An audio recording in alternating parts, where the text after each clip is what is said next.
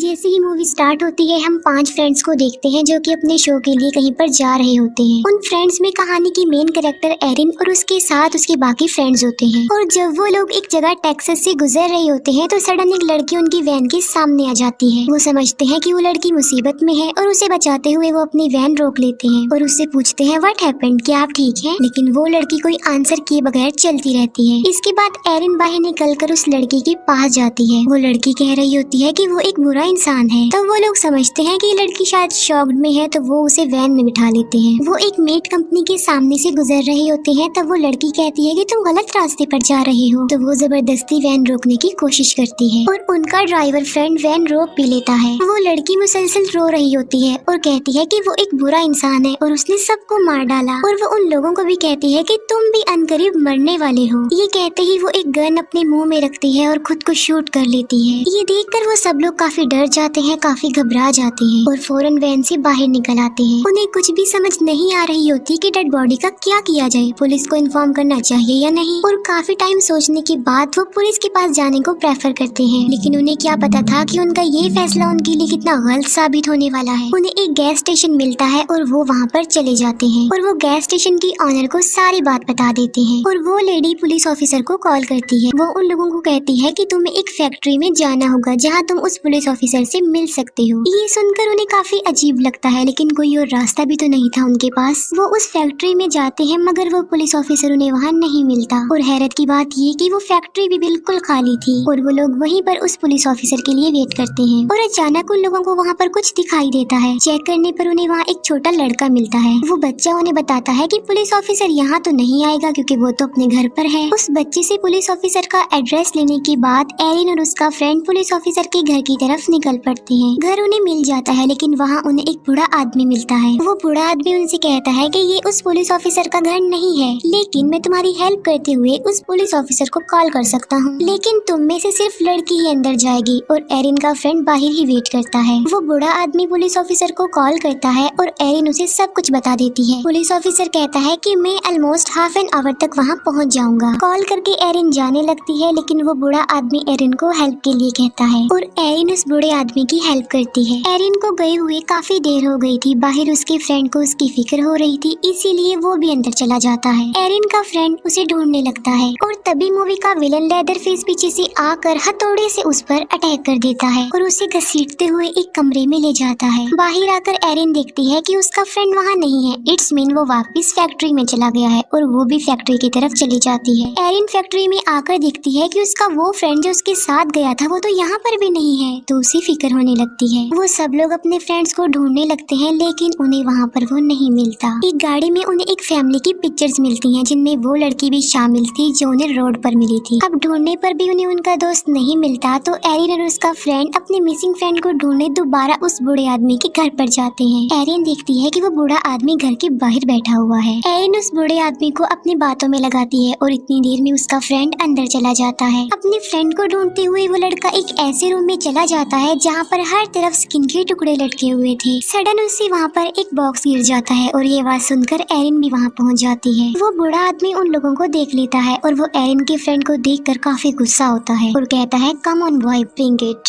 और बस ये सुनते ही लेदरफेस एक चेनसो अपने हाथ में लेकर वहाँ आ जाता है। वो लोग उसे देखकर वहाँ से भागने लगते हैं। एरिन तो बचकर भागने में कामयाब हो जाती है लेकिन लेदरफेस उसके फ्रेंड का एक पाँव ही काट डालता है। लेदरफेस उसे बेसमेंट में ले जाता है और उसे एक मीट हुक से लटका देता है। लटकाने के बाद वो उसके कटे हुए पाँव पर नमक डालता है उसे पेन देने के लिए और बाद में उसके ऊपर एक पेपर लपेट देता है। यहाँ पर हम देखते हैं कि एरिन के मिसिंग फ्रेंड की स्किन लेदरफेस उतार चुका था और वो उस स्किन का मास्क बना रहा होता है। लेदरफेस अपना मास्क रिमूव करता है और यहाँ पर हम उसका असली चेहरा देखते हैं जो कि काफी डरावना नजर आ रहा था।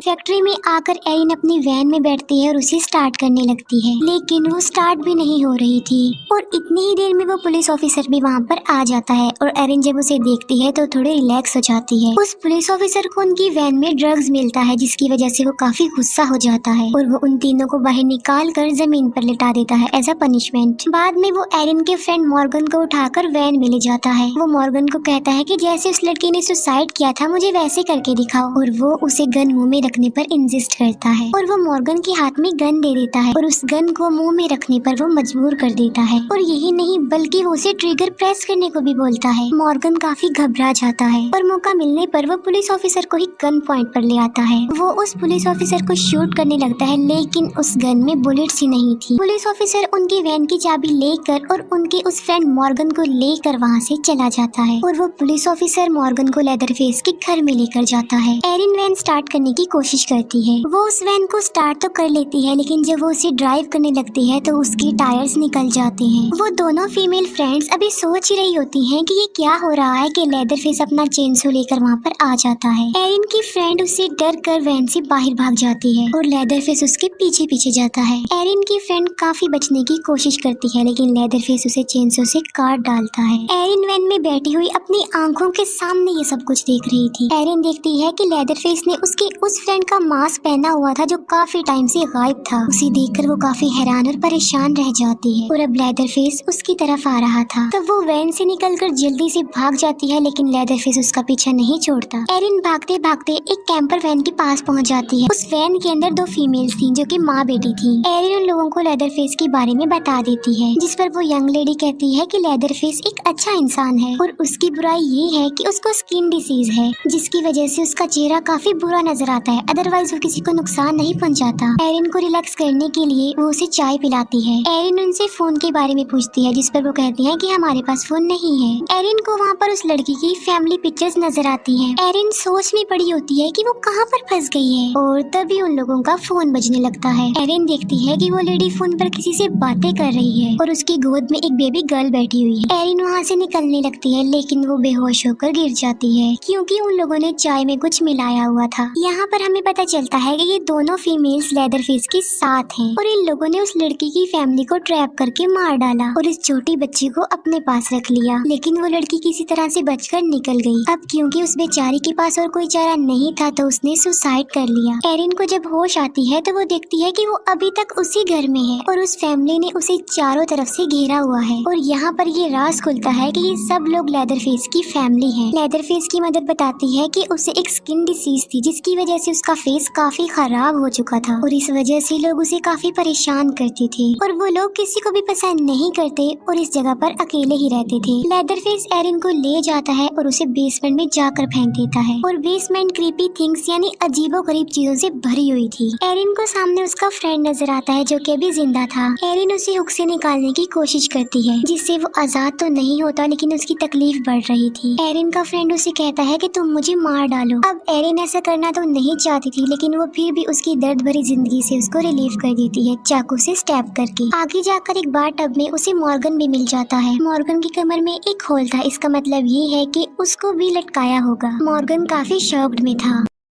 एरिन उसे बाथ टब से बाहर निकाल देती है और तभी वो बच्चा वहाँ पर आ जाता है जो उन्हें मिला था और वो बच्चा उनके लिए खतरा नहीं था बल्कि वो उनकी हेल्प करना चाहता था। वो दोनों वहाँ से बाहर निकलने लगते हैं लेकिन लेदरफेस उन्हें देख लेता है और वो चेनसो लेकर वहाँ पहुँच भी जाता है। वो बच्चा बाहर निकलने में उनकी हेल्प कर रहा था और लेदरफेस उनके पीछे खड़ा हुआ था। अब मॉर्गन तो निकलने में कामयाब हो जाता है लेकिन लेदरफेस एरिन का पाँव पकड़ लेता है और वो बच्चा उसकी हेल्प करता है और फिर एरिन भी किसी तरह बाहर भाग जाती है। एरिन और मॉर्गन एक काफी पुराने कैबिन में आ जाते हैं लेकिन लेदरफेस ने उनका पीछा नहीं छोड़ा था और वो उनका पीछा करते करते वहाँ भी आ जाता है। एरिन मॉर्गन को कहीं पर छुपा देती है और खुद भी कहीं पर छुप जाती है। लेदरफेस वहाँ आकर उन्हें ढूंढने लगता है। अब जहाँ पर एरिन छुपी थी वहाँ पर काफी ज्यादा चूहे आकर उस पर चढ़ने लगते हैं। एरिन तो शोर नहीं कर रही थी लेकिन वो चूहे बहुत शोर कर रहे थे और तभी लेदरफेस वहाँ से चला जाता है और एरिन समझती है कि शायद वो लोग बच गए हैं लेकिन वो गलत थी और पीछे से आकर लेदरफेस उसे पकड़ लेता है। वो उसे चेनसो से काटने ही लगता है कि तभी मॉर्गन आकर उसकी हेल्प करता है। लेदरफेस फिर से मॉर्गन को वहाँ पर लटका देता है और एरिन डर कर वहाँ से भाग जाती है और लेदरफेस भी उसका पीछा करने लगता है। भागते भागते वो लोग एक फेंस वायर तक पहुँच जाते हैं। एरिन तो उसे पार करने में कामयाब हो जाती है लेकिन लेदरफेस का पाँव उसमें फंस जाता है और वो चेनसो उसके पाँव पर चल जाती है जिससे वो इंजर्ड हो जाता है। एरिन रोड तक पहुँच जाती है और एक कार को रोककर उससे हेल्प मांगती है लेकिन वो कार उसकी हेल्प किए बगैर वहाँ वहाँ से चली जाती है और एरिन आगे भागने लगती है और भागते भागते वो उस मेट कंपनी के सामने आ जाती है और वो उसके अंदर चली जाती है। लेकिन लेदरफेस भी वहाँ पर आ गया था। एरिन लेदरफेस से बचने के लिए एक काफी बड़े बीफ में छुप जाती है, लेकिन उसका भी कोई फायदा नहीं होता क्योंकि लेदरफेस चेंसो से उसे काट देता है। एरिन वहाँ से एक बुचर्स नाइफ उठाकर एक लॉकर में छुप जाती है और जैसे ही लेदरफेस उसके सामने आता है वो उस बुचर्स नाइफ से कई बार उस पर स्टैब करके उसका हाथ काट देती है और लेदरफेस इंजर्ड होकर वहीं गिर जाता है। एरिन वहाँ से बाहर निकल आती है और रोड पर जाकर एक ट्रक को रोक लेती है। ट्रक ड्राइवर उसी मुसीबत में देखकर उसे अपने ट्रक में बिठा लेता है। एरिन नोटिस करती है कि वो गैस स्टेशन के पास जा रहा है। एरिन ये देखकर कहती है कि तुम गलत रास्ते पर जा रही हो, लेकिन वो फिर भी नहीं रुकता।